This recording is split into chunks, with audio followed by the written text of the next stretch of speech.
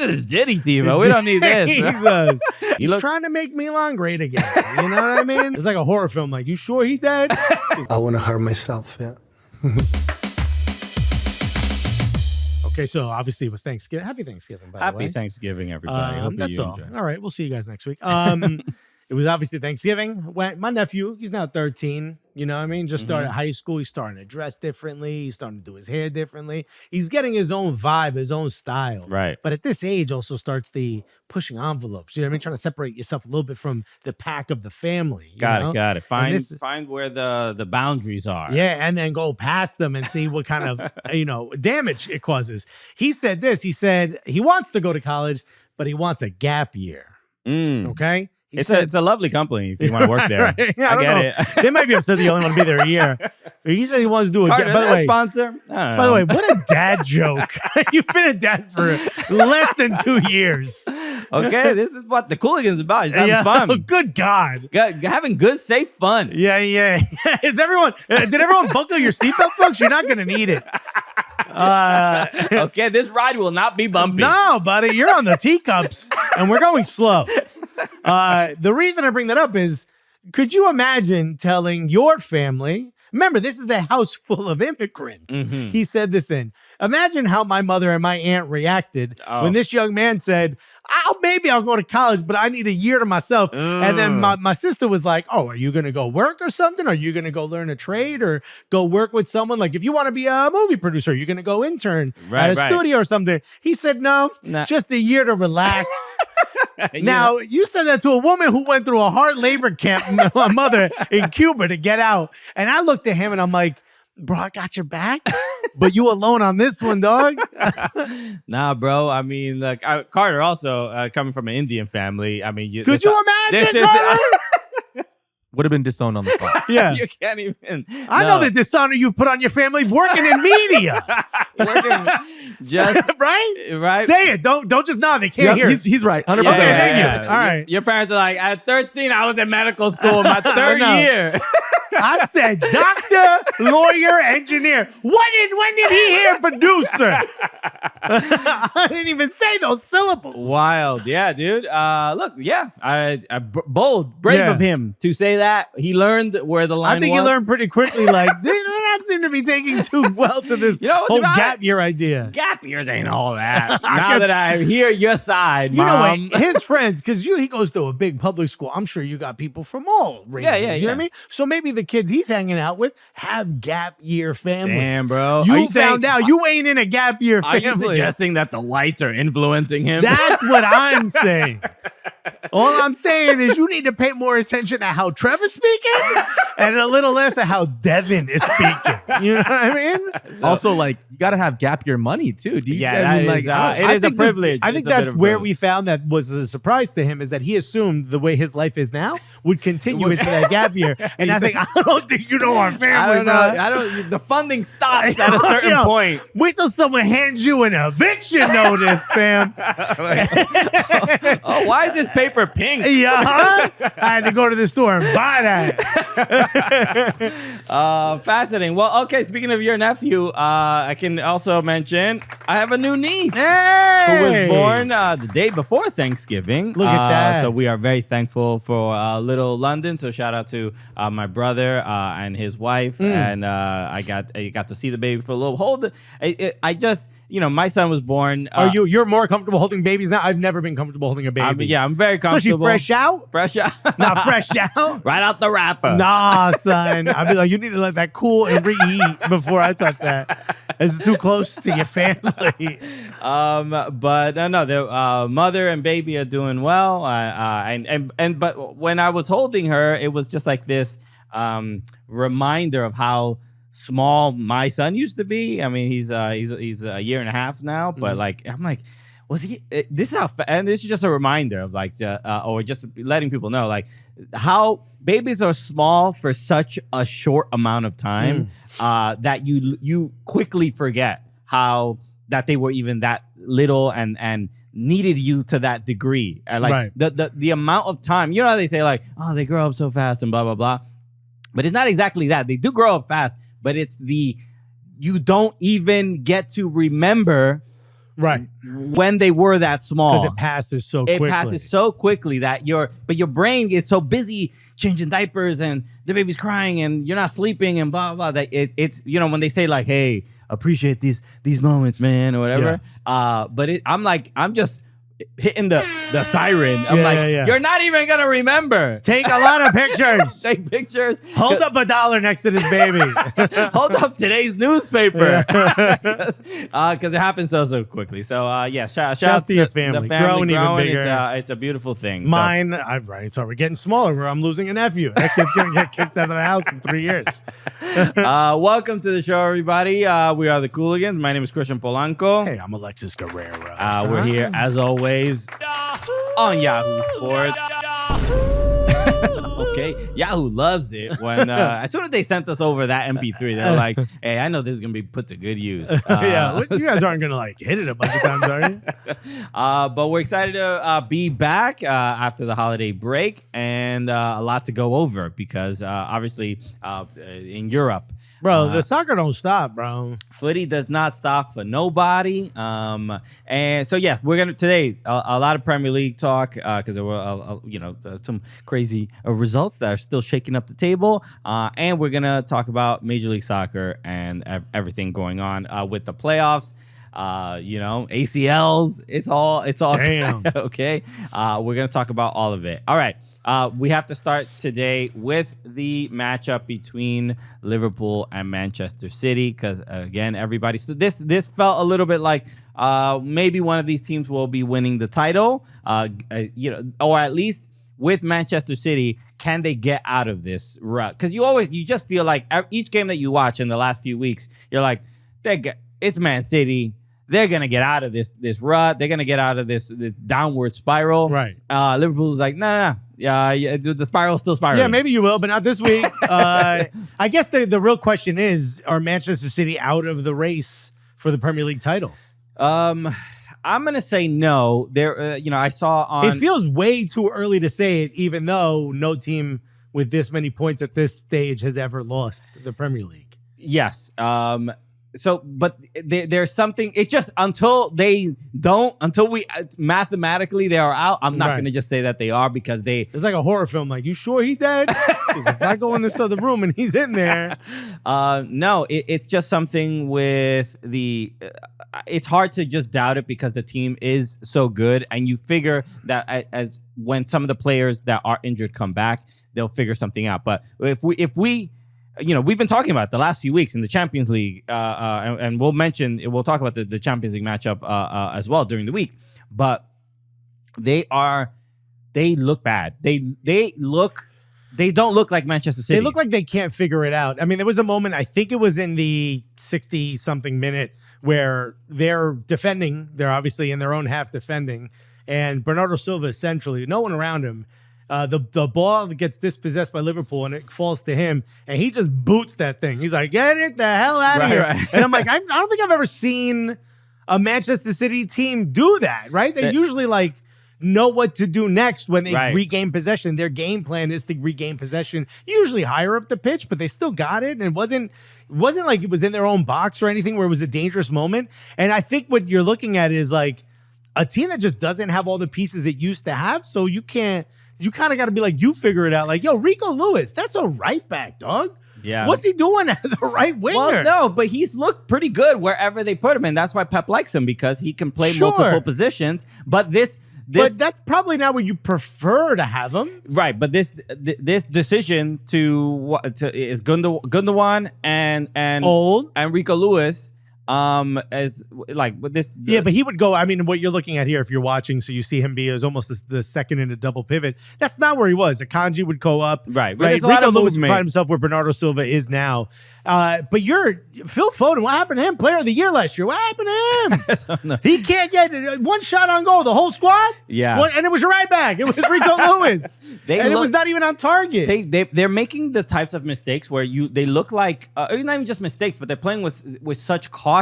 They look like Sheffield United last year, struggling to stay up. You know what I mean? Like they can't look that bad. But I see what you're saying. Like they can't put it together. But it makes no sense. It's just like even with these players, yes, they feel like a losing Rodri is like that one Jenga piece that held it all together. Yeah. And now it's kind of like falling apart where Well, all people were saying he's not Ballon d'Or. Look what happened.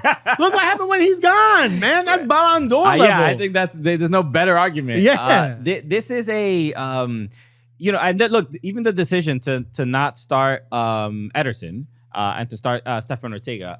I think at least you know my theory. What's your why theory? Ederson didn't start because he's the one who scratched up. Okay, That's my theory, you bro. think he physically had a fist fight with Pep, Or I think he just got him in a headlock, bro. Why is his lip busted up? No one's asked him about that. Yeah, Anyway, but Stefan Ortega is also a very good goalkeeper, and in moments he's so good. Remember, Stefan, this is another thing I wanted to bring up. But remember, Pep Guardiola's whole thing is like the moment you want out, you out. That means you're not loyal. Sure. Right? You're not loyal to the plan, bro. Apparently, Ederson wanted to go to Saudi this summer. Oh yeah, that was. And they told him like, "No, you can't. We got to keep you." Since when are they begging people to stay? Okay, yeah, maybe they didn't feel, bring back Zach Steffen. Maybe that was. Damn, bro, have some balls, dude. But clearly, there's something wrong with like every part of the plan that we're used to seeing with Manchester City isn't working, isn't coming together. Why is Kevin De Bruyne on the bench, especially when you go an entire first half? I don't know why you don't want to start him. Whatever that case may be, make that decision earlier. When he came in the 70-something minute, bro, if you see Erling Haaland barely getting any touches in that first half, and you see that no one's central, no one's making that pass, Phil Foden clearly not up to par. Yeah. If that's happening, you got to bring in Kevin De Bruyne. At the very least, he can get more passes into the box to the foot of Erling Haaland. And then maybe you find some magic in. I know Erling Haaland hasn't been on point, but bro, like why are we the ones suggesting that? Yeah. Pep Guardiola is supposed to be the best manager in the world. Yeah. You would think that, again, given this group of players, that this should be enough to be competitive. And they're scoring. It's not they're not scoring goals in certain games. They didn't in this one, but they had 2 shots on target. Yeah. It's a shock that and credit to Liverpool and just credit to the other teams that are playing them during this poor run of form for Manchester City. They're kind of finding ways to limit what Erling Haaland does, the spectacular stuff, the crazy goals. So credit to them because I thought Virgil van Dijk handled Erling Haaland very, very well. He didn't have much space to pretty much do anything. But again, it's just simply these defensive issues. And in the midfield, the turnovers. What? This even just Man City turning over the ball. It's just like, what? Square passes. Look, they don't really have a midfield. Ilkay Gundogan, looking old now. I don't know what happened. It's not great. Bro, Rodri's not there, so you got Bernardo Silva sitting back trying to do kind of a co-job with him, trying to do what one Rodri could do. There's no one to pass to. Phil Foden was getting lost in between the lines. This was a complete taken apart by Liverpool. And we haven't even talked about Liverpool, and they were so good. And then also Kyle Walker is another one that you have to ask some questions about. Yeah.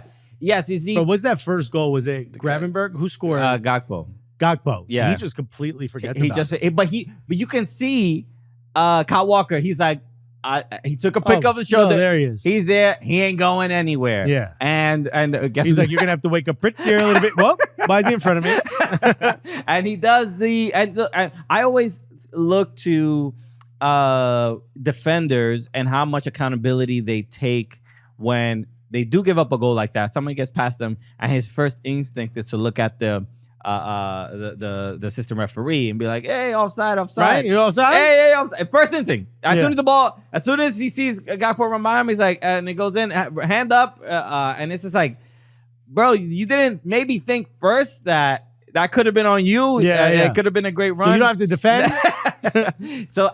This just mentality stuff that you're not used to seeing with Manchester City I think it's popping up, and the injuries are not helping because there aren't those that veteran leadership to kind of hold people accountable. Bringing back Ilkay Gundogan, you sort of expect that to make the other players more accountable. But even again, the defending, Akanji.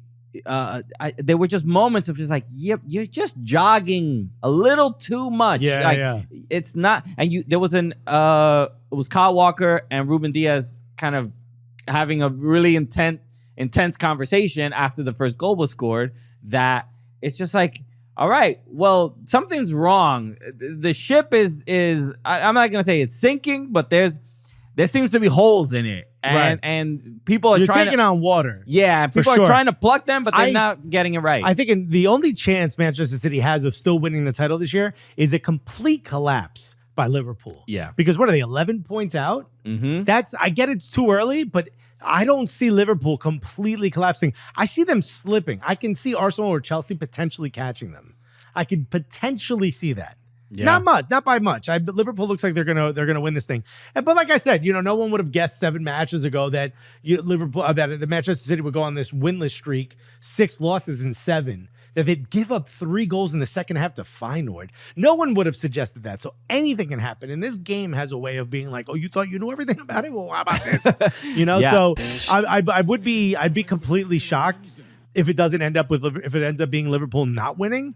But I don't think if Liverpool lose, that Manchester City is the one standing at top. Sure, and just to continue with a little bit of the stuff with Man City, because I loved all the post match comments were pretty funny. We saw the Pep holding up the 6 fingers up for for the 6 showing Liverpool how many matches he's lost. Right, The last 7. for the titles that he's won. But he mentioned after the game, he was like, I was surprised because they were singing he's sacked in the morning or whatever. He goes, oh, they didn't sing as 0-0 or 0-1. Right. So he said he was surprised that the Liverpool fans did that, which I don't know. Why are Liverpool fans above being petty and silly like that?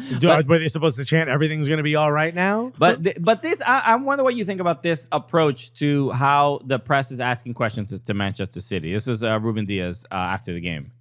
How do you as players internal take responsibility? How do you talk to each other? Do you do meetings? How do you do that?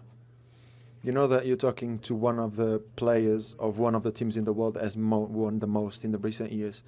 So maybe have a think about that and be sure that we know how to deal with it. Okay, it's a weird. What a weird way to answer that question. It's a strange way of just like be like, you know who I am. Yeah. You know who you're talking to. How dare you ask me a question, a reasonable question? Don't you know who I am? He's not coming at you with disrespect. Right. He's just simply saying like, and he goes on to be. You know what that reminds me of? Like, you ever go to your friend's house growing up? And their mom said something to them, and they were just mad disrespectful to your mom. You're Right. Do I gotta be here while you get beat? You know what I mean? That awkwardness. This is like not really necessary. This is not really the best approach, I think, from the players. He clarifies a little bit. That's why I ask you, because I've seen Manchester City win so many games, so it's quite rare that you don't win. And I just try to understand the processes going then through your mind and the club. Easy. Next game. One game. One game at a time, blah, blah, blah. So let's maybe start with that. What is the, like, how dare you ask me? Do you know who you're speaking to? That is do you know who my dad is? Yeah, what is this arrogance about, like, you have won lots of titles. We understand that. Nobody is necessarily saying, like, those don't count or those were lucky. But you in the mud now. You in the mud right now. So talk to me how you get out the trenches, bro. I know you ain't used to this. Yeah. But it's happening to you. So it's like, we're allowed to ask, like, hey, what's up? This is why you and I will never be able to do Flash Zone interviews. Because if someone said that to us, be like, yeah, you used to win, dog. But now you stink. How you fix that? Answer the question. Okay. Yeah. I'll wait. Ridiculous. Actually, I'm talking to a player who's in the middle of a 7-game losing streak out of 8. Or whatever, it's 6 out of 8. Ruben, what 7. have you done for me lately? Damn. Because this is not good enough. Dude, and just to mention, Liverpool were fantastic, and I can, as an Everton fan, it is hard to say this, but they are looking like the best team in the world right now. I mean, they have to be, with Barcelona like basically being bad in the last 3 matches. Yeah. No, this is it. They look, I mentioned this a couple weeks ago, but they look like they're having fun playing. They almost everyone except Mohamed Salah, bro. No, At the end of every game, he's like, "Yeah, it would be cool to be here next year." He's just like, I'm in my bank account not looking great right now. They maybe I ain't gonna have a job at the end of this season, but yeah, whatever y'all want to talk about. I mean, I'll be standing in the unemployment line if that's where you want me. No, they look like they have a good time, and more than anything, the regardless of who is on the pitch, it is not only, and this is what it's not even just like we're used to Manchester City having this like plug and play sort of system. Any player come in and like then Rico Lewis, and it's just like last year, Oscar 2 years, Bob. Oscar Bob. They're You're like, making these names up, bro. and all these guys can thrive in the system, but it's feeling now with Liverpool, and even better than it was under Jurgen Klopp on their slot system.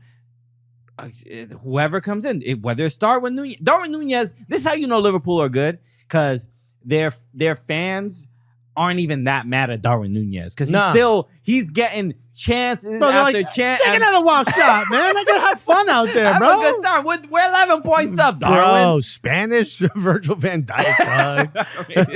I mean, Uruguayan, but I get it. They would say that. Yeah. Got it. So, but that is the I think just the epitome of just like where they are right now, and they're just having like a good time, and even with the contract stuff with Mohamed Salah, and that doesn't affect them at all. He missed the penalty or whatever in Champions League, I think, or whatever. And still, they're still having a great time. So so credit to them, man. This is wild. No trophies get handed out this time of year, so everybody relax. Correct. And we should just mention very quickly. I didn't show the image, but Pep Guardiola, very quick. He did after the game against Feyenoord, they gave up a 3-goal lead, which was Santi Jimenez scoring. So that I know a lot of Mexican and Etri fans were happy about that. But Pep's face, we're looking at it now. He has scratches on his bald head. Yeah. He has a scratch on his nose. Notice the scratches stop right here. Right above, like, so at the top of the head or whatever. Like so where you would have to do this, right? Mm-hmm.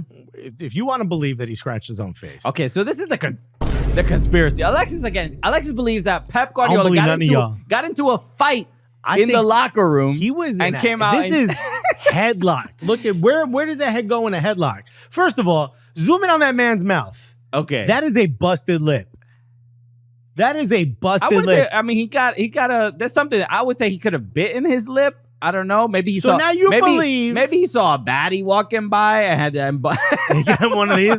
Okay. You know what he saw? He saw a tactics board. Damn, is that a 2-3-5? So I don't think I think this is someone who, and he said it after the... Bro, look at the lines, bro. They're going this way. This is a curve. Look, he has like a smiley face line. You don't do that yourself. If you're scratching your own face, you don't go like that. Yeah. This is not scratching your own face. Look at the lip, bro. My kid got a shiner, bro. He took a bop on the face. I'm done with this. This is BS. Are we buying this? That he scratched his own face? Are you just buying anything a player says? You've met these people. This is this is how he ended the press conference. I hurt myself, yeah. I want to hurt myself, yeah. The giggle. Dude, I mean this in the most respectful way. I think he is the greatest manager of all time. Sure. He's a weird dude, bro. You can't not be a weird dude and be the greatest manager of all time. And I don't mean like weird, like get him out of here. I don't know how weird. Weirdo is sometimes used differently, like in the UK and other places. Mm-hmm. Weird being like, he's an eccentric fella. He's a little interesting. Yeah, This guy, he beats, what is he? He walks to the beat of his own drum. You know what I mean? But the guy asks him about, hey, like, yo, your face is pretty banged up, buddy. You all right? Yeah. And this is he sort of scoffs at like, what? But he does this all the time. He like laughs off. Yeah, but it's just like for this to be the closer and end a press conference like this, giggling and saying, I want to harm myself. Well, he had to apologize. He did have to apologize. And it's not even about, I'm not necessarily offended. I get the context of it. And he was trying to be silly, but it's just a joke that like does not work. Yeah. It's not even about it being offensive. It's just like, yo, Pep, what you intended to happen was just like to be a little silly, make us laugh. I just think I'm worried about you when you say it. I don't know if he's trying to be silly and make us laugh. I think he's just trying to use so much sarcasm that it makes you feel stupid for asking about it. That was not the outcome. And that's why he laughed. Like, Like, yeah, you thought you were going to get a good answer from me? He's not going to say, yeah, me and Edison went fisticuffs. Which I don't think. This man was in a headlock, bro. I don't care. Look at this. Look at the grin. Look at the scratches on the top of his head. He said he scratched himself. Come on, Christian, what happened to you? I can't think that he got into a fight with somebody and we are not going to hear about it. What are you doing after this? Are you going to like a Primerica meeting after this? You just believing everything everyone told you? They're not gonna. You don't think they're gonna leak? You gonna start selling tummy tea? They're gonna leak that information. There's no way that happened, bro. Anyway. He got beat up. We also Chelsea, Aston Villa. We have to talk about Chelsea and their run of form in the Premier League. They are look. I think it's very surprising. They literally have the exact same record as Arsenal. Like same wins, same losses, same draws, same goal differential. It's pretty crazy. A lot of people did not think that Chelsea would be, in second, let alone top four. Is there someone here between the two of us that you could think of that was talking up the Enzo Maresca hire and saying about how it was a smart hire? Carter, was that you? Yeah, no, it was me. I said the two of us. I was talking about all of this, especially in the beginning of the season when he said, I don't care about the 40-something players. I have my 23. I said, oh, he onto something. Sure. Yeah. I mean, look, I never thought it is a bad hire. It's just like anybody who walks into the Chelsea situation is going to have a lot of work to do. And but I am surprised that he has it figured out this quickly, given the range of players. He's got 40 players to choose from. I mean, what a gift. Bro, Nico Jackson balling out of control. Everyone needs to put respect on his name. Remember when someone said the stat leaked and it became viral that he had more goals at that point in his career than Drogba had for Chelsea at that point in his career. Yeah. And people are like, dude, he's nothing like Drogba. I'm not saying he's Drogba, but the kid's balling. He's a really good Noni Madueke having an incredible season. Carson Palmer. Cole Palmer. He's a Palmer's a quarterback for the My brain is fried. Bengals. Cole Palmer having an incredible season as well. Probably not, to the heights of last season, but he's not the only one balling. He doesn't need to do that. Right. He can ping assists. He doesn't have to score every single game in and game out. He's still wildly influential, still one of the best young players in the league. This squad has proven that the issues of before are gone.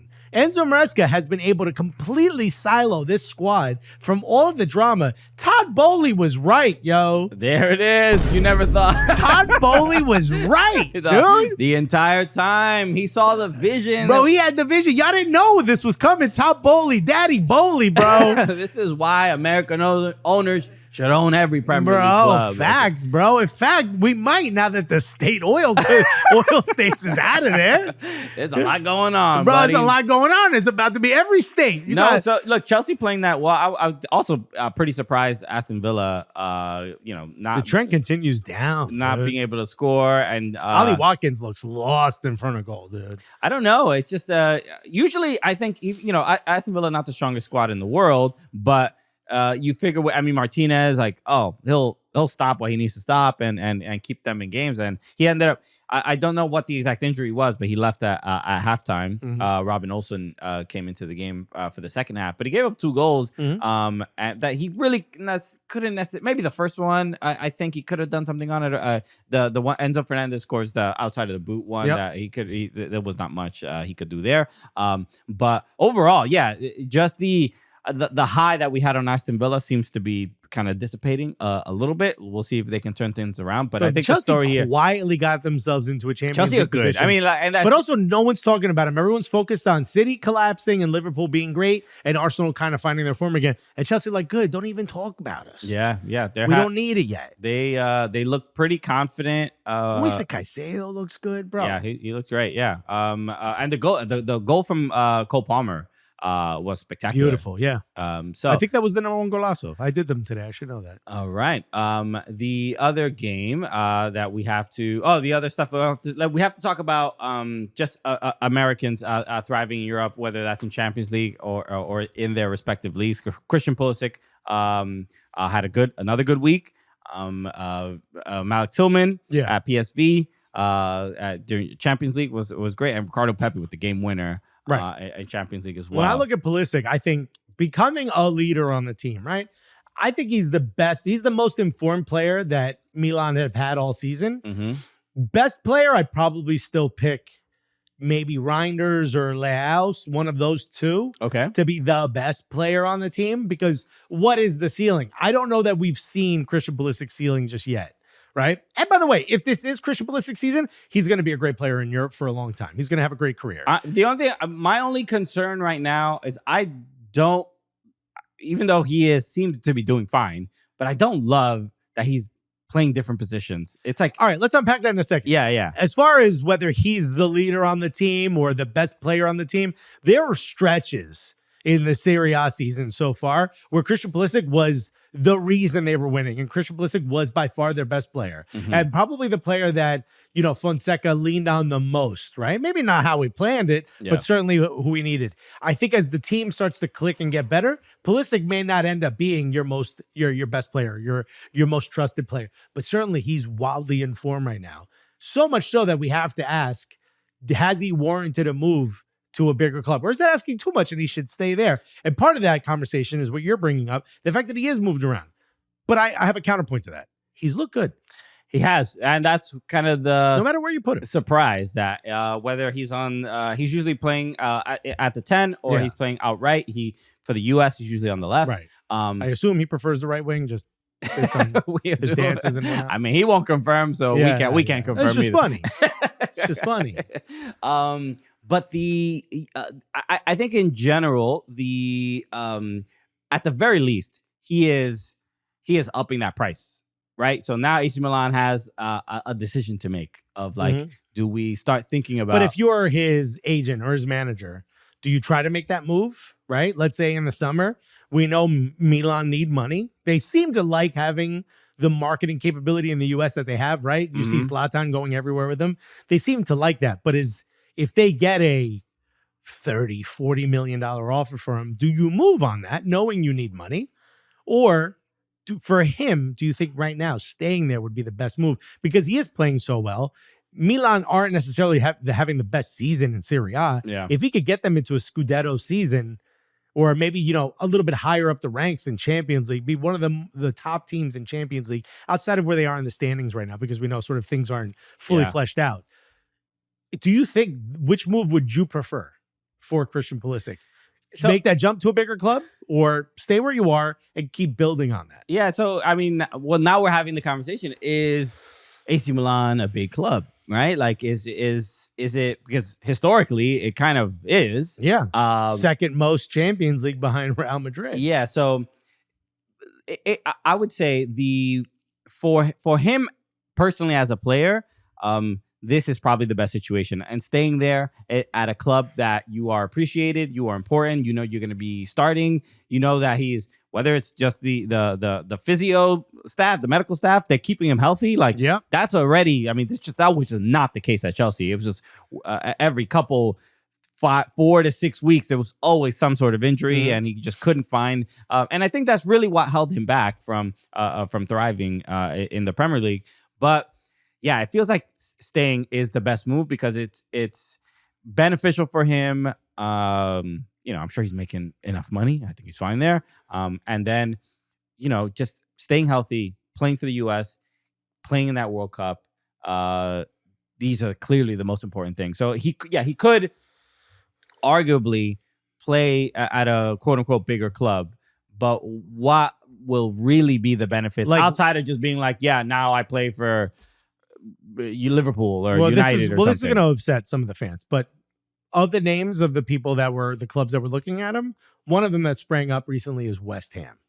Why would you make that move? No, that's just, I mean, all respect to our Hammer homies out there. Yeah. And shouts to Jamie, our old editor who loves West Ham. And shouts to Chris Italia, the homie. But that is not even a lateral move. That is essentially a step down in the grand scheme of things. 100%. Milan is at the top. When you look at major clubs, they may not be at that place right now, right? But as they build, Christian Pulisic seems like he would be a cornerstone of that build, of that rebuild. Why would you leave there to go to West Ham? Now, if a Liverpool came calling, if a Bayern Munich came calling, I doubt Real Madrid would want him, or a Barcelona, but imagine a team of that ilk came calling. You might want to think about making that move, no? You would think about it. Bayern Munich. Bayern Munich says, all right, we'll give you 40 mil. You making that move if you're Christian Pulisic? They say we'll double your salary.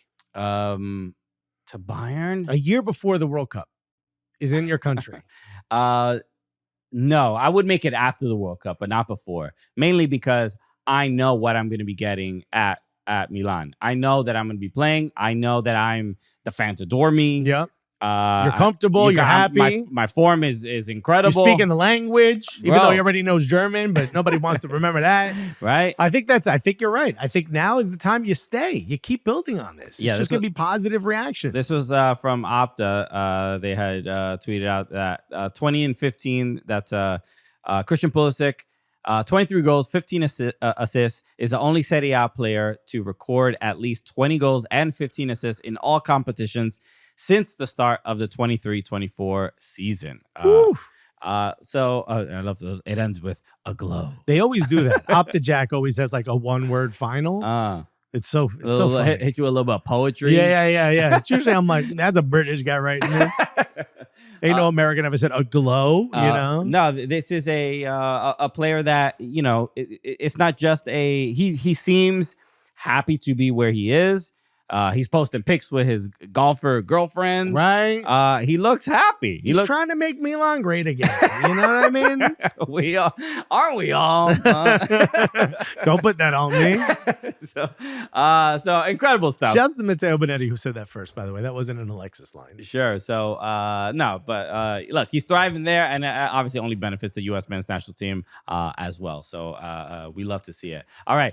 We got to talk about Major League Soccer and the playoffs. MLS Cup Final is set. MLS Cup Final is coming up this weekend. A lot of news there, so we'll talk all about it right after this. Major League Soccer, everybody. It's MLSing right now. It's heavy. MLSing too hard. You went full MLS. Bro. You never go full MLS. The script writers really turned it up towards the end of the season. So yes, MLS Cup Final. We know it's going to be LA Galaxy and Red Bulls this weekend. Before, let's talk about how we got there, because the two conference finals, Orlando against New York Red Bulls and LA Galaxy against Seattle. It's the first one, Orlando against Red Bulls. Both games 1-0 thrillers. Yeah, but I only caught the second half of the Orlando-New York Red Bulls game. And the whole time I'm like, bro, Orlando's like trying their hardest to get shots off on Red Bulls. And they're just like passing around the goal. You know what I mean? They're shooting around the goal. There was look, the Red Bulls making it to the MLS Cup Final is already difficult personally. Yeah. For a lot of NYCFC fans. But the way they got there, you got to just give credit where credit is due. They did not have the greatest of seasons. Injuries to Emil Forsberg. Even their fans would tell you they stunk at the end of the season, at the regular season. But you got to catch heat in the playoffs. But it's not. I wouldn't even argue that it's a heat exactly. It is. I mean, they're winning. It's not heat. I'm just saying that they are tactically frustrating teams. They did it to Columbus. They did it to NYCFC. They did it clearly to Orlando. They are and I would say, even watching this game against Orlando, it was like there was no real interest or intention to try to get another goal here. They were trying to like on counters. There were moments where they would spring and attack, but it was like two people. Yeah, the rest of us go stay back here. It was Forsberg being like, I'm going to run at 60% pace to try to maybe create something if something comes up. Yeah.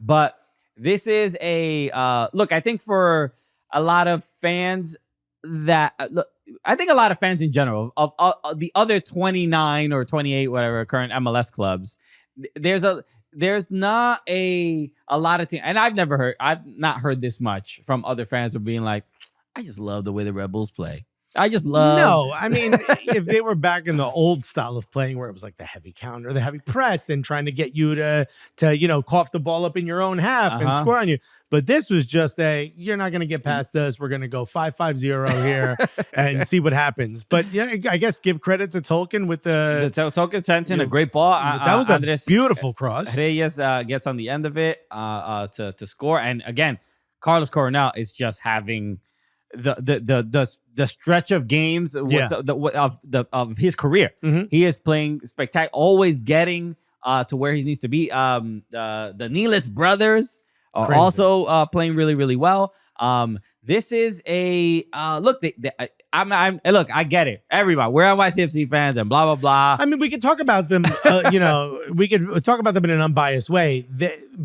it's going to look like we're being mean, but this isn't necessarily the style of football anybody wants to watch. It's not the most Yeah. attractive, and I would say that even a lot of Rebels fans would probably say the Oh, same no, thing. What happened these are- this season? The not good enough signs in in the South Ward or I'm whatever. not saying it's anything I called. haven't heard friends of mine that are Rebel fans say. Right. So I'm not speaking out of turn here. Mhm. Like clearly we would have preferred if New York City FC would have won the game. But Rebels are in the final. They deserve to be on there based on the system that's set up in this league. Of course. And they're gonna frustrate the hell out of LA Galaxy. Who can pick them apart? Who can send in that one through pass that breaks that defense? It's not gonna be Push. Yeah, We know that now. we know that. We'll get to that in a second. And Orlando, that had a very good season, a disappointing result. Yeah. Carter's upset. He's smashing the table, bro. Don't get him started, dude.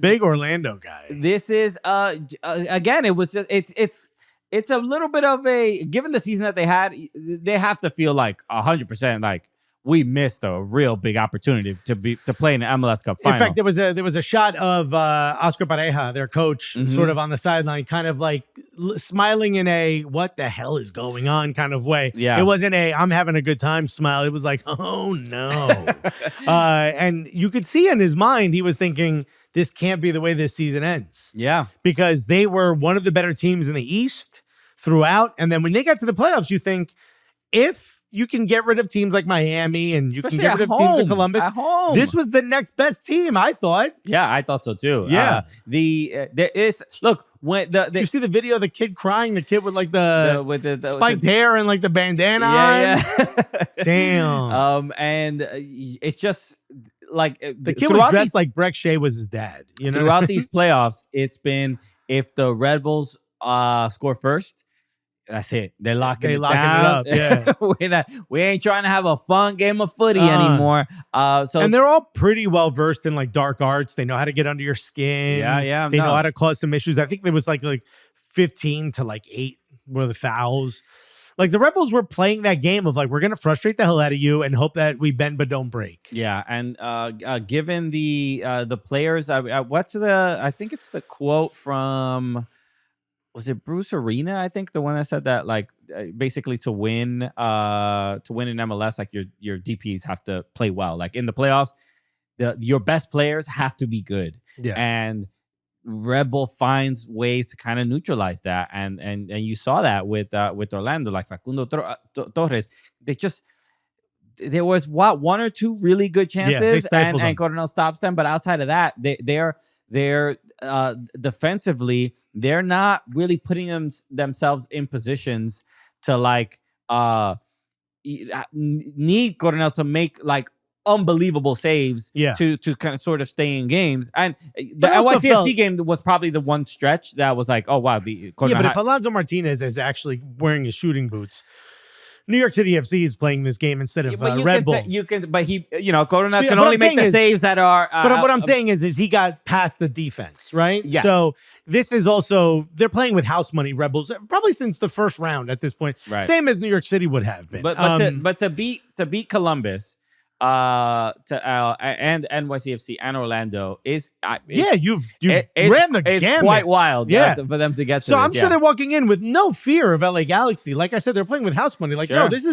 look at the gauntlet we just had to run through to get here. Like, we're good. right. But if you look at Orlando, especially towards the end of the match, there was like no plan. There was no rhyme or reason. It was just a bunch of players passing to someone, hoping someone got a good shot off. And that plays into the way Red Bull wants to play. They want you to play with a little bit of mayhem. Yeah. They want you to be like, everybody's sort of trying to be individual heroes, and they fell right into that trap. So shouts to Sandro Schwartz and the job he's done, getting Emil Forsberg, you know what I mean? To one, not leave his family. Two, getting him to stay and play well, and also finding a way to get the team to solidify after a really bad end to the season and play well going into the playoffs.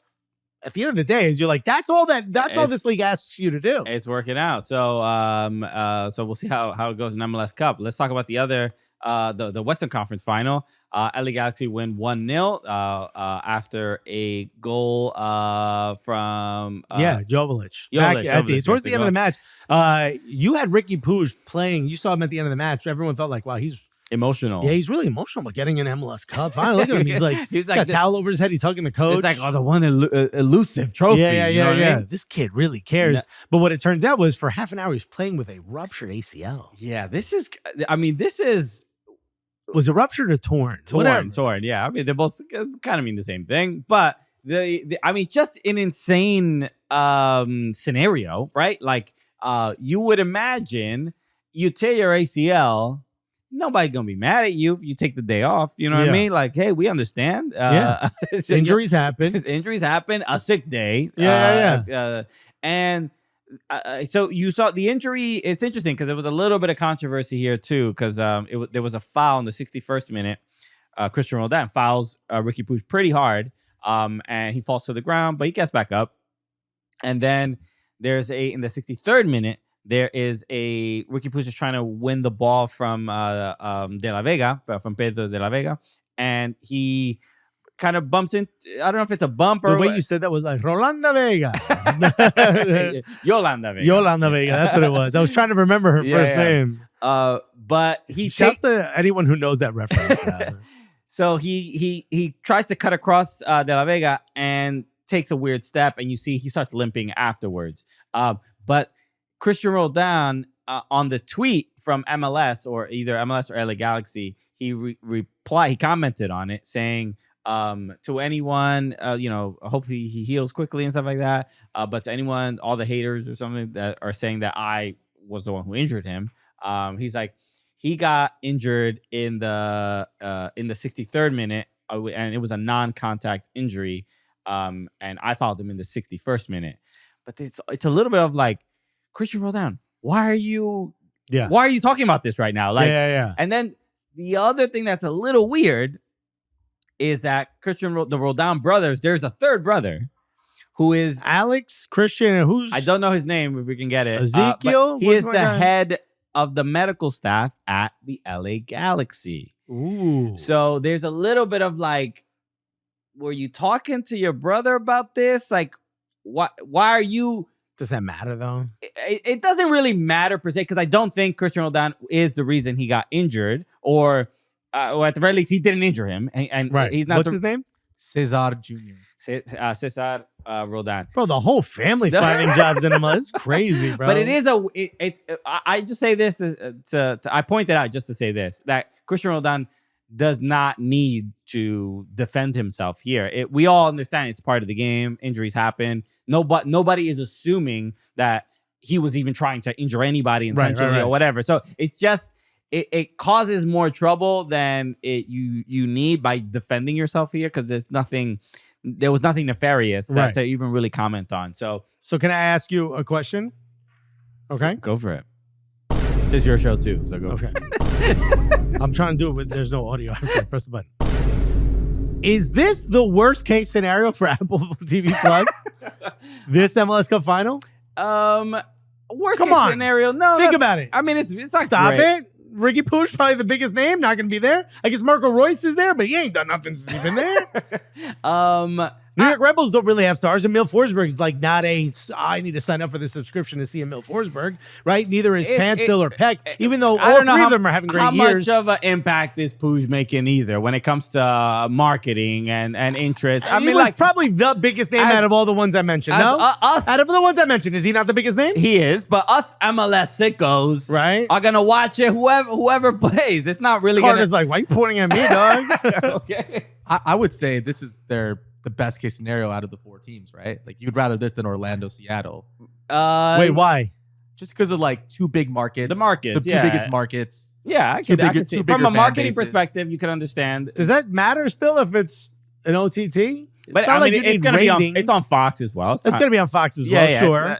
So I think, as far as like maybe you get LAFC fans watching and hoping the Red Bulls win, and maybe you get New York City FC fans watching and hoping LA Galaxy win, and that draws in the whole whatever the potential is for soccer in both those more markets. Than anything, Messi not being there is the problem for Apple, which was the point I was getting.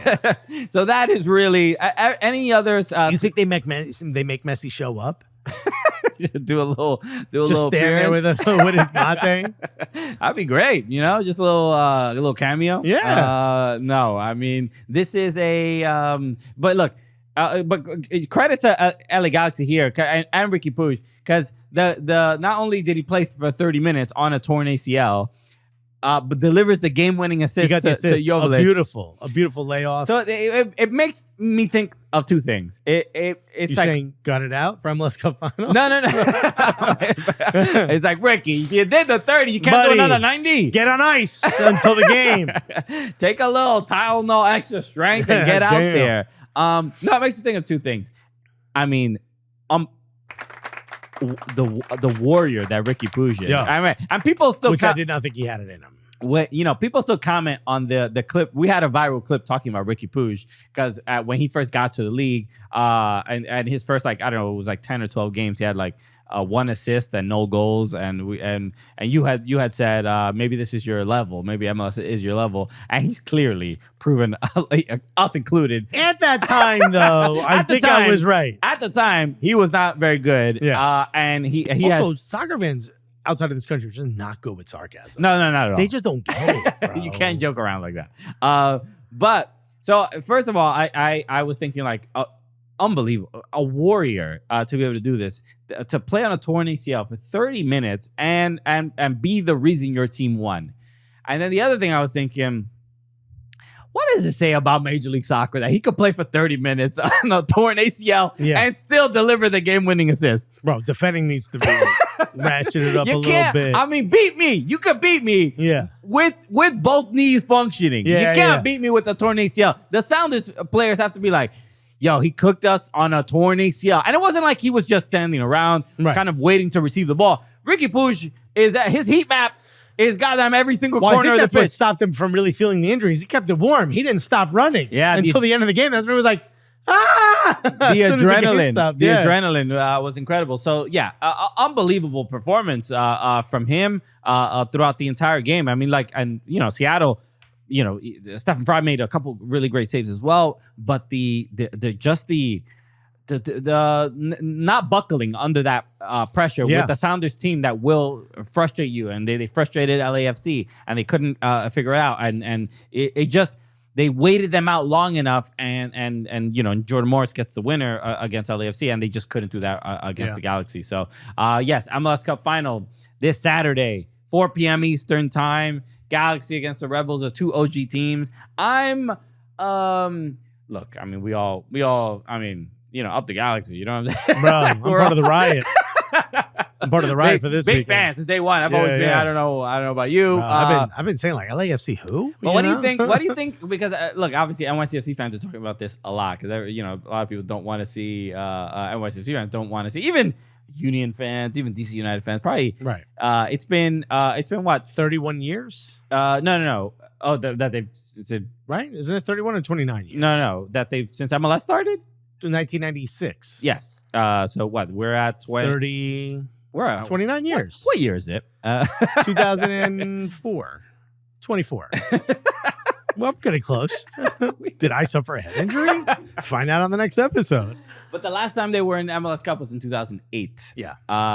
But there's been, even as we've been doing our show, Rebels have just constantly been sort of underachieving when it came to the playoffs. They've obviously won several, I believe 3 supporter shields. But what do you think it means for just New York and the rivalry for Rebels to also possibly have an MLS Cup? What does it do for the rivalry? Because I'm not necessarily a person that's like, we got a cup and you don't. I'm not necessarily the person sort of mocking that, but there's something that NYCFC will always be able to hold over that, I don't know, feels kind of nice to some degree. So how does it change the balance of that rivalry? I mean, it does. It evens it out. I mean, some would say they're ahead because they also have supporter shields, right? Which I know we don't, as a general, we don't really value them the same way we would an MLS Cup trophy. Yeah. But when you mix both of them together, you know what I mean? That certainly stands out.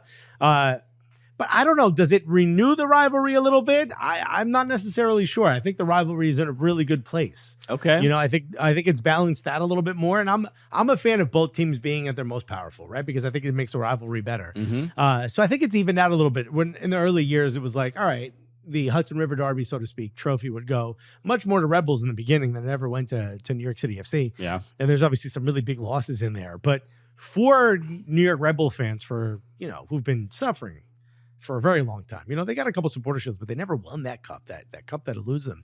This would be huge for them. What would it be for New York City FC fans? Yeah, it might get rid of one of the things that you could say about them. Sure. But at the end of the day, I think eventually they're going to win. And so New York City will win another one, right? Eventually those things will happen, especially in a league with so much parity. So I don't think it changes too much. Okay. Maybe some of the chants are a little different, I do think, not having Ricky Puig play in the MLS Cup Final, definitely the Rebels fans are perking their ears up a little bit. What did you say? Bruce Arena said that in order for you to win MLS Cup, you have to do what? Yeah, essentially your best players have to play as best as possible. Okay, I think Marco Reus is as good, if not better, a player than Ricky Puig is, right? Because Marco Reus has been around for a much longer time. Oh, I completely disagree with that statement. I think he needs to show it. Okay. I think he needs to show it. What was Marco Reus doing June 1st of this year? Do you know? Champions League final. He was playing in the Champions League final. So 18 minutes, right? But still. Right. Yeah, I don't know how much. He has to show up, and he has to be. Look, Ricky Puig is his ability to not just control games, but he wants the ball. Yeah.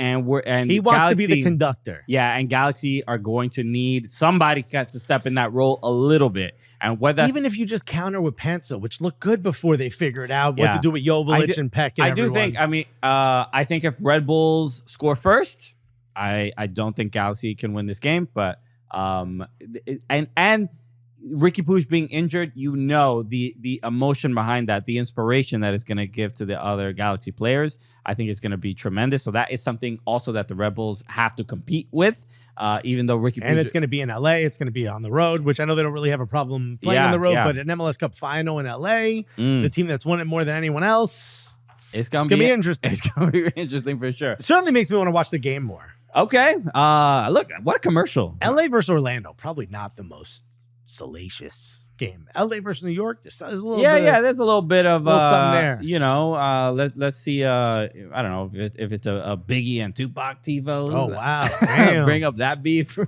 Damn. Okay. Remind everyone of those good times. Who painted this Diddy TiVo? We don't need this. Jesus. What do you mean it just showed up on its own without permission? So MLS Cup this weekend is gonna be crazy. So tune in. I'll have all reactions for you on Monday of next week. But let's take a quick break and we'll do some Rápido Reactions with a bunch of other stories in footy all around the world. Hey, we're back on a Cooligans, and now it's time for the most Latino part of our show. Rápido Reactions. Hello, okay, you say it, just you gotta Latinofy it. I mean, you put the Rápido in front. I can't just go Rápido Reactions. So yes, Carter, our producer Carter, will read off a couple stories, and we have 90 seconds to respond to each one. All right, your first one. The women's national team and England played a 0-0 draw. Yes. Bro, the snooze fest. The this snooze. thing was. Somebody hit the snooze button at the Wembley. Snooze Classico, bro. No, so not the most entertaining of matches. This was a rough one. This was the most Vlatko-esque match I've ever seen under Emma Hayes. But it was nice to see. Effectively a sold out Wembley for this game. It was a big deal. Women's soccer. Yeah, bro. you love to see the support there. The Mary Earps goalkeeper for England had a great game. That's not too much excitement here. There was a lot of conversations before the game of what national anthem Emma Hayes is gonna sing. Where you gonna side? She was like, I'll probably sing both. Ooh, all right. Listen to that, Tuchel, whatever. That's how you handle that question. And then towards the end of the game, there was a little drama there between Chloe Kelly and Casey Kruger. There was a bad foul. Sent Chloe Kelly tried to dust her a little bit. Yeah, she give her a strong hip check. We clap back where I'm from. And then later in the game, a couple seconds later, Casey Kruger says like, "Yo, if my time shows up, if my time arrives to get back at you," and she put in a shoulder to Chloe Kelly, she did not see coming, and she walloped Shorty, bro. So don't mess with the Krugs like that. By the way, Emma Hayes, This is how much she loves being both English and American. She saw an Irish person eating potato, ripped it out of his hand, but then handed him Doritos. You see what I'm saying? She's both. I guess she does lean politically in some situations. Next year, Toronto FC part ways with John Herdman. Your thoughts? Okay. Look, they part ways, but it was a. We shouldn't drone on this subject too much. You know what I mean? He resigned. Yeah, he resigned. Out of a, hey, look, there seemed to be a lot of distractions. This wasn't really my vibe, you know what I mean? I'm not even about the six like that. Nah. You know? No. So John Herdman, who not only the drone scandal that he's still sort of dealing with. Oh, he guilty. I mean, if you quit now, we all know. At least that's what I'm thinking. You don't. An innocent person doesn't quit the job that they have. So clearly, it was becoming a big issue. Who was the women's coach? Oh God, I forget her name. She got fired. Yeah. And Herdman is the man who started the whole damn drone program. Taught her everything she knows, so bro. You would think he would have to deal with some of those consequences, but no. I think this is going to be obviously a better scenario. Even before the whole drone issue, we had the accusation about Nick Cushing that he punched a Toronto player with no evidence and no proof. Yeah, and he was like, "Well, he looked like it." So clearly this dude, I don't even know, he doesn't feel like the most trustworthy of people, right? Because a lot of this stuff is circling him, if you know what I mean. Just above his head. Insigne, Bernadeschi, both I think the wrong moves in general. Bernadeschi, I believe, is gone. But the team didn't even make the playoffs, bro. This whole thing, it's terrible. So clearly this is going to be Caleb Porter. It's not working in England. In New England. Sorry, you go there, and then New England can bring somebody else in. Really? Okay, interesting. It feels like Caleb Porter is the one guy that could fix. It's just weird. It's not like Toronto doesn't spend money, and they're spending money on the wrong thing. Clearly. All right. What's next? Vapes. What's your reaction to the Americans at PSV mounting a huge comeback in the Champions League midweek? Look at this. I mean, you got to hit that one too, bro. Bro, where would PSV be without Americans, bro? Look, Malik Tillman and Ricardo Pepi getting all the goals in the Champions League match. This was, not only were the goals great, but the every goal. Tillman's the first goal was great. It was very clever, and then the absolute rocket. The Fuacata. The Fuacata was he went full Fuacata. Yeah, and then Ricardo Pepi just like we said. Even when he plays for the U.S., just always seemingly knows where to be. He's so goal dangerous. Goal dangerous. So more than anything, I just think it's the I don't know. It's just the confidence that they bring to themselves, that they bring to the team. Ricardo Pepi is in the Golden Boot. He's a leader in the Golden Boot, or tied with someone else for Golden Boot in the Eredivisie right now. Yeah, and he's only started 4 matches, and he's the backup. They're looking, especially in Champions League, they're looking reliable. That's kind of the thing that's exciting. Imagine if Dest was not if he was healthy, bro, they'd be thriving out there. So no, it's just a great moment, and I think especially for Ricardo Pepi to get that goal. Malik Tillman, I don't think he's really breaking into the midfield as a starter anytime soon. I think he's proven that he should get a shout. I don't know if he makes the first 11. I don't think so. But hey, Pochettino's different. We're still thinking a little Triple G here. Pochettino will start whoever's in form. I'm definitely happy for Pepi. I think that was an incredible moment for him. Next year, the Premier League announced that they're bringing their production in-house. Does this mean we're going to get a streaming service? And is that the right move for the Premier League? Ooh, this is a tough one. So this is something they're going to go Apple TV Plus kind of setup. Yeah, that's kind of like where it could possibly lead to the Premier League in itself, and a lot of leagues. Sort of the landscape of working with broadcasters or working with production companies to produce the content that you want to deliver. But just like we all now have cameras on our phones, and we all take on.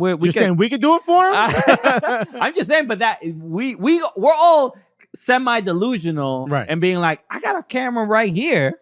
Why don't I just make a Titanic? You know what I mean? Yeah. And I'm not saying the Premier League is convincing delusional. your wife to let you buy a boat to sink it might be hard. But here's what I like about this. You and I travel a lot. You know, when I'm in England and I can't watch the Premier League because my app says I'm out of the gym, I'm in the country where the thing is happening. Right. Let me watch it, bro. That's the one thing I love about Apple TV Plus with MLS. You can watch it, doesn't matter where you are. There's no geo-blocking anymore. So if you do get to an over-the-top network where they own it and you just go to the Premier League and buy the rights to watch it, now people in England can watch 3 o'clock games. But then are we going to have the same people that are going to be like, hey, but you're gonna put it behind a paywall and blah blah blah, and how are you gonna watch the game? You know the Brits, they'll protest if it's not 99 pence. You know what I mean? This is me granddaddy. It needs to be the same rate me granddaddy paid. The Premier League itself is such a, I mean, it's a drug. The product is everybody wants it. Man, everybody wants a hit, bro. Cut it up. Yeah. You need to step on that. What's that? What do we got next? The field for the Club World Cup here in America is set. Your thoughts? Bro, this is a competition everyone's excited about. Okay. Right, Rodri? Especially the sponsors that have not invested anything. The what sponsors? They'll get there. They're selling. They you know, Infantino's working They overtime. dropping big money too, right? The winner gets a lot of money. Trying to sell this thing, but now obviously, Botafogo got the final spot, winning the Copa Libertadores. Saving Lyon. Right, saving Lyon. They need all the money they can get. That's the text. But did you see, I don't know if you saw that game, Gregor and Severino. And Thiago Almada is there. But Gregor got a red card 35 seconds into the game from a high boot that he caught the dude in the face. Yeah. And red immediately, and they still won. And that's how they got the last spot in the Club World Cup. And they collapsed last year. Remember, they were in first, and slowly Palmeiras. So shouts to them, but I don't know if I'm really that excited for this competition until I see it, because there's so many people that believe it's just not even going to happen. I mean, I don't think that, but I mean, no, there are a lot of people that really believe it's gonna happen. They're gonna make it happen. The only thing here now is Al Nassr not in it. Wasn't that the whole thing? Messi versus Ronaldo? No, where? They're not here. They have to be there. They're not in this. Isn't this Al Nassr? No, it literally says Alain. No. The first one here. Al Nassr is like Ronaldo's the in this. He's not, bro. It's the golden with Saudi Arabia country carved out of it. They're not even in this. No, you're wrong. Please, bro. I'm being dead. Let's confirm. This is look at every logo. It's in front of your face. There must be something. Isn't this one? That's Neymar's. Yeah, that's Neymar's team. Whatever. No, but more than anything, Inter Miami also being included in this now feels, as the MLS playoffs have continued, it feels goofier and goofier that they are included. Especially, you know, we're gonna have a winner between either Rebels or LA Galaxy, and it just feels like Inter Miami probably should not be the team in there from MLS. Who's going to FC Salzburg versus Al Ain? Okay. Ain't nobody going to that. We got to see the groups first, Alexis. It should be entertaining. All right. A lot of double headers. Thank you again. Another Rápido Reactions in the books. Thank you, everybody. And shout out to everybody for tuning in. As always, we appreciate it. Make sure you subscribe. Shout out to everybody who also watched the watch along. The thumbnail for that was really dope, by the way. Yeah. Shout out to Good Vibes John and Jimmy. They came to the studio, and I got to watch Everton be absolutely humiliated, demolished 4-0 by Manchester United. But it's about the friends you make along the way. It's the fun you have. So shout out to Good Vibes. It's not about John the results, about the journey. And Jimmy for coming through yesterday to watch that game. Go give them a follow, subscribe to their YouTube channel because Jimmy and Good Vibes John, they do incredible work. So make sure you subscribe to our YouTube channel at Soccer Cooligans on YouTube. Subscribe to the podcast. Leave a review on Apple Podcasts and Spotify if you'd like to do that as well. And follow us on Blue Sky at soccercooligans.com on Blue Sky. We're posting a lot more on there. Like I said, there's less bots, less psychos, and less Elon. That's really the kind of the. It's not bad. It's not the best. Probably the best part. So follow us on there. All right, we'll be back on Thursday. A lot of midweek Premier League games. Yeah. So we'll be reacting to we a got lot of that. to talk about. And we have a guest on Thursday as well, I believe. So I forgot who it is now, but you'll see it on Thursday. You know what? Click on it when you see it on Thursday. All right. We'll see you Thursday, everybody. Take care. Peace. Love you guys.